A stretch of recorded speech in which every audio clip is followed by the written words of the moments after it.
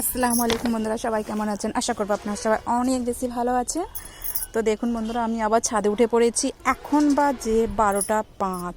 তো নিচে আমার সব কাজ কমপ্লিট হয়ে গিয়েছে, তো সেই জন্য নিচে ভীষণ ঠান্ডা বন্ধুরা। আর আজকে ওয়েদারটাও একটু হাওয়া হাওয়া হচ্ছে, ঠান্ডা ঠান্ডা।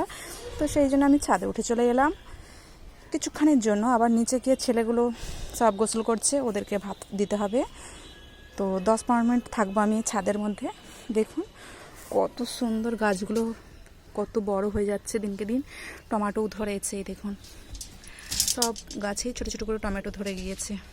বেগুন গাছগুলো তো একটু দেরি হয় বাড়তে, আর বেগুন যখন হবে তখন দেখা যাবে টমেটোগুলো অতিরিক্ত খাওয়া হয়ে সব শেষ হয়ে গিয়েছে। যাই হোক, সব প্রত্যেকটা গাছে দেখুন টমেটো হয়েছে আমার। লঙ্কা গাছগুলো বাড়ছে না। এই দেখুন বন্ধুরা, কত সুন্দর টমেটো হয়েছে, কত দেখো। আর এই যে এখানে সব মাটিগুলো, এই মাটিগুলো গাছ লাগানোর সময় সব রাখা হয়েছিল, তো পরিষ্কার করা হয় না। এটা একদিন ছাদে এসে পরিষ্কার করে নেব। ওই সাইডটা পরিষ্কার হয়ে গিয়েছে, এই সাইডটা এখন বাকি রয়েছে, তো এটা পরে পরিষ্কার করা হবে। এই দেখুন বন্ধুরা, কত সুন্দর হাওয়া হচ্ছে। এই দেখুন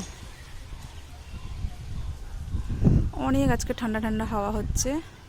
তো রান্না করার পর নিচে আর ভালো লাগছে না, বাচ্চাগুলো সব গোসল করছে, ভাবলাম একটু উপরে যেয়ে ঘুরে আসা যাক। আর এখানে দেখুন দোতলার উপরে, তো এখানেও কিছু গাছ রয়েছে, সেই গাছগুলো দেখুন কত সুন্দর হয়েছে।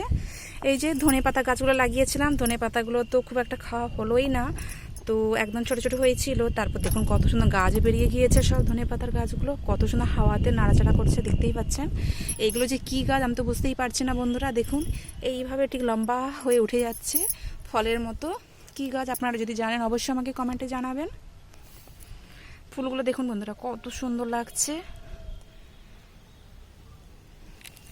আর এ পাশে আমার উপরে টমেটো গাছও দেখুন ফুল ধরেছে, টমেটো হয়েছে, একদম ছোট ছোট গাছ, অথচ দেখুন টমেটো ধরে গিয়েছে কত। এই দেখুন কতটা ছোট গাছ, একদম সবই টমেটো ধরেছে। কি আর বলবো বন্ধুরা।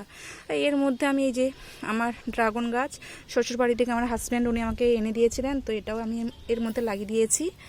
2-3 দিন হয়ে গেল আমার টবের মধ্যে মাটিতে পানি দেওয়া হয় না, তো সেই জন্য দেখুন রোদটাও খুব বেরিয়েছে, শীতের রোদ, সেই জন্য দেখুন মাটিগুলো সব ফেটে ফেটে যাচ্ছে। তো ভাবছি আজকে তো এখন 12টা 10 হয়েছে, 4-4:30টার দিকে উপরে উঠে গাছগুলোতে একটু পানি দিয়ে দেব।